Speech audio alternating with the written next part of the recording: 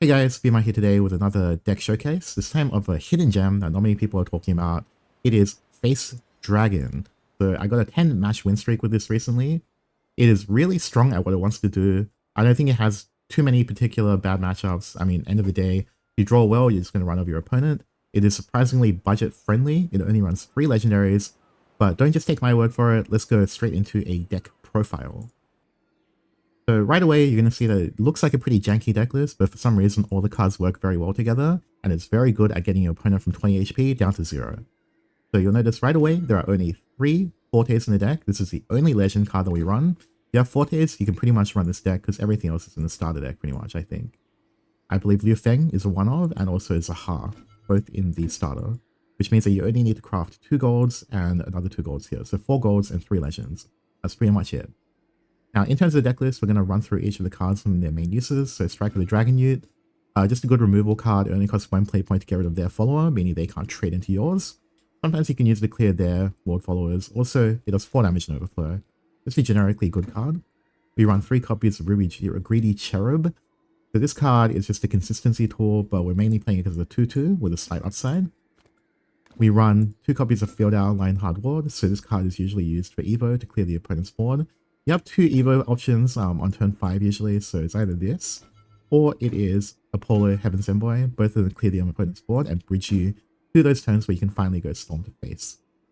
The next card we run is Searing Fire Ute, so this card again is 2-2, and also it helps us trade up. So if your opponent trades into another follower, you can play this, clear it, and then all of a sudden you're ahead on board. Little Dragon Honey, so this creates Fire Drake Whelp. So Intimidate is a very strong keyword for this deck. Basically, in the late game, most of your opponent's removal is going to be based on trading into your followers, but Intimidate basically means that Super Evos and Evos can't kill your followers, making this a very strong keyword for the aggressive archetype. Vigilant Detective, so this is one of the only ways you can get Detective's Lens into your deck easily and not without a huge minus. So basically, this card, when you engage it, you can remove ward from a follower, which is very strong for a deck like this. It's got a very strong stat line of 3-3, so it's actually surprisingly viable. I like hitting this card early. We run 3 copies of Aether Windrider, so this card basically has Storm at all times, but if you're on Overflow, it has Intimidate. Again, this means your opponent cannot attack it with enemy followers, making this surprisingly resilient despite having very low defense. Next card we run is Apollo Heaven's Envoy, so this card, 1 AoE damage to everything. Basically, in the current meta, there's a lot of boards that go somewhat wide, so you need this in order to clear that, especially against Sword. So when you have Evo, it does 2 AoE damage. I mean, it's pretty good. You can run 3 copies if you're running against Sword. Draconic Berserker, so it's just a tempo Evo. It has very strong stats as well, so pretty much clears through every board in the mid game. In the late game, you can use Super Evo to clear everything, so yep, this is a generically good card again. Fledgling Dragon Slayer, this card is extremely strong. Basically, you just play and you kill anything on the field, so you don't need to Evo. This works even when you're going first and you don't have an Evo point yet, so yeah, very strong. Next up is 3 copies of Mario and Ravishing Dragon Ute. So this card helps you buff your followers in the field. So if you already have control of the board, you play this, bam, you're doing 2 more damage. It's almost like you Evo the follower. In the Overflow stage is +3/+3. You can play this on turn 7 together with Aether Windrider. So this is a way you can play Aether, you can trade in using Marion and Super Evo, for instance. And then basically the opponent has to deal with the Aether, and they can't attack it, right? Liu Feng, so this card, we only run 2 copies of it. This is only good when you're going second, effectively, because going first is really hard to find opportunity to Evos, on turn 5. That's why you probably shuffle it back with Ruby most of the time. But yeah, I mean, ramp is usually quite good. When you get it going second, you can go Forte straight after, or Zaha, so the curve works pretty well. Next card is the Sword Snout Trencher. So this card, for some reason, has really good stats, like 4-6. You don't really want to play this when you're on Overflow. You want to pretty much Evo your opponent's face. Yeah, it just does 4 damage, plus 2 or 3, depending on Evo, Super Evo. When you play this, your opponent's HP, boom, just goes down. Zaha, Stormwave Dragoon, so the 3-3 ward, and it gives you a 5-5 Intimidate Dragon, so your opponent cannot attack this. Basically, you play this, if they can't answer it, you're usually getting 5 damage to the face after. So, I mean, Intimidate is just a really strong keyword, especially against decks that don't have much removal outside of combat. We We also have Forte Blackwing Dragoon. So of course this card is a key card of the deck. When you're 6 PP or if you're 7 PP, slam it down, either Evo, Super Evo, go face. There's not much they can really do about it, right? They just take 7 or 8 and then they have to clear it. Not very easy to clear in the current meta. And if it somehow survives and you go second Forte, it's like 7 plus 7 plus 7, 21 damage, you just win the game insta. And finally we got Warrior of the Deep. So this card is surprisingly good. Basically, you just slam it at 6 damage enemy leader. Most of the time, you know, they set up their wards when they're on like 6 HP and then you're like, ha ha ha ha, and you Warrior of the Deep and you kill them. So that's pretty much the deck. It's pretty strong, but let's have a look at some of the gameplay of this deck so you can get accustomed to kind of the lines and see that the deck actually works. So for our first matchup, we've got a very common matchup. It is Runecraft versus Archetype Portal, so aka the best deck in the format. So generally you just want to have your 2-drops and Forte in hand. So here we've got a perfectly playable early game hand. We're going second as well. So I think when we see this, we definitely coin out during Dragon Ute. We kill off his tempo, and then we almost guarantee 2 damage if they don't have removal. And then depending on how they develop, we'll also play another 2 drops in this go phase.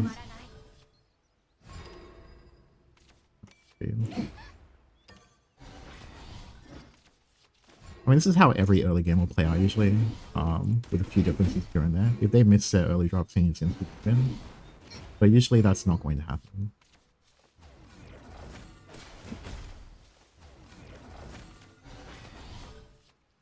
And indeed, having the Intimidate is a huge thing, but we have Blue Fang here, so we're just going to either amp, so next time we can go Forte to face if we so desire. Oftentimes they're going to copy one of the artifacts. That will actually change how you play the game potentially.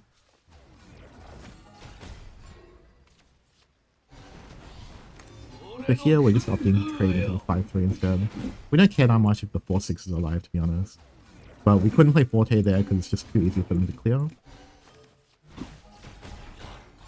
So despite the fact that we're on 13 HP here, we don't really care. We can just go face here.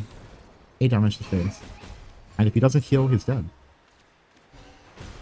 And now that he's played that, there's pretty much no healing left. So, yep, we just instant win, I think. And Super Evo gives you 1 damage, so that is a very quick win.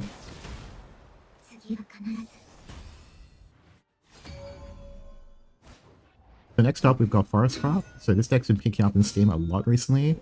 I think this deck might soon be considered tier 1. But we have a pretty good matchup against this. I don't think I've actually lost a Forest yet. And I'll showcase why, simply because I have a lot of 1-drops. And we can just ping them off with pretty much everything, and Intimidate is still effective against Forest. So let's see how this game plays out. I might have misplayed this game actually, but we can learn together. Depends on which Forest game it is. I don't think it'll be this one. This game seems like a wash.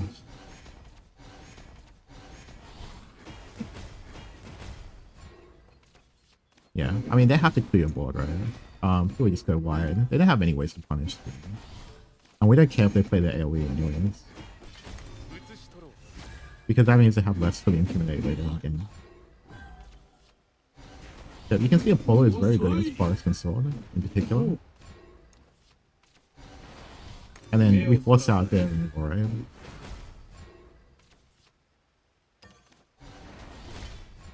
In general, this game, like, you don't have to rush into things. You actually get a power spike when you reach 7. Generally, your weakest turns are before overflow. And then here you can see, this is like the alternative to Forte. 8 to the face. You have an out, bro? If you have no out, you die. Okay, so he doesn't problem. Unfortunately, it's still dead.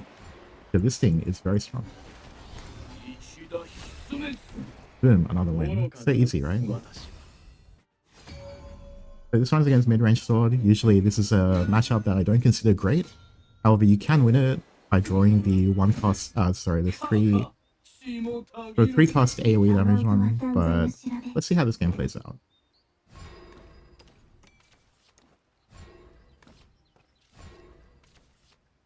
So generally early game, you just want to Templar. Let's see how they respond. you have to clear this, right? Otherwise you get too much tempo and they get favorable trades. But this one is very unfortunate for him. He plays a 5-5. Every other class is no easy way to deal with this, but we have Legendary Dragon Slayer, so it's just free tempo.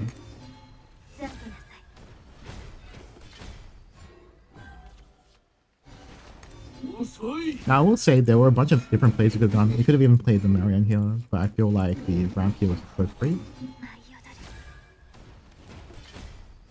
This was a pretty good play from him, I think.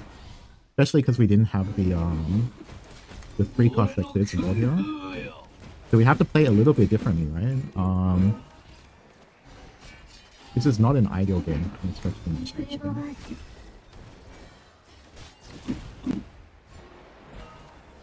you can see this guy played very well. Like, he's playing in such a way that it's hard for us to threaten lethal without him killing us. But then we have to intimidate, right? So he can only clear 1. And it's not even like he misplayed, right? Like, he didn't take that much avoidable damage. But yeah, take this guy. Very easy. The final game against Runecraft. So we just want to show, showcase all the matches against various classes. Runecraft also considered a very strong deck right now. Let's see how we match up.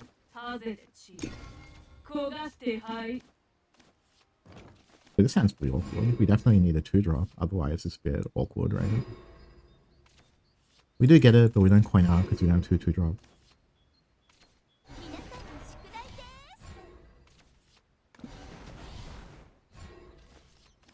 Going wide usually feels pretty good in this run, because they got single target removal but not much AoE.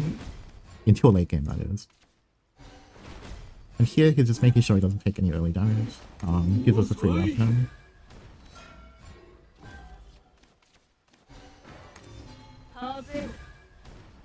This is not an ideal opener for Rune by any stretch of imagination.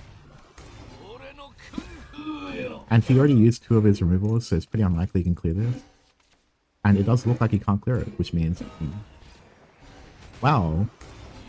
We didn't have to do anything to win. And I mean, you might think that these replays have been cherry-picked, but I think I have something like an 80% win rate on this deck. It is actually insane.